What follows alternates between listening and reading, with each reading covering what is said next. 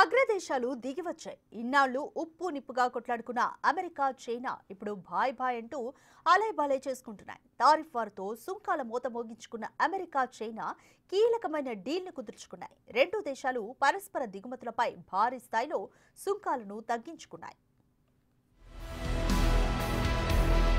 America, China వాణిజ్య యుద్ధానికి break. అగ్రదేశాల మధ్య కీలక డీల్. రెండు దేశాల మధ్య తగ్గిన సుంకాలు.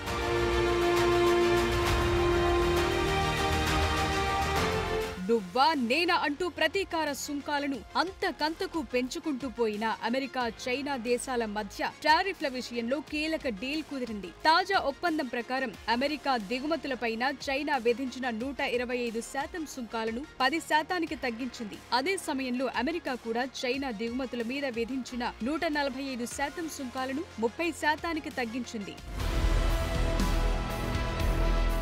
ట్రంప్ పాలనలో అమెరికా, చైనా మధ్య వాణిజ్య సంబంధాలు తీవ్రమయ్యాయి. అమెరికా, చైనా వస్తువులపై 145% సుంకాలు విధించింది. ప్రతీకారంగా చైనా కూడా అమెరికా దిగుమతులపై 125% టారిఫ్లు విధించింది. ఈ పరస్పర నిర్ణయాలు గ్లోబల్ మార్కెట్లను బాగా ప్రభావితం చేశాయి.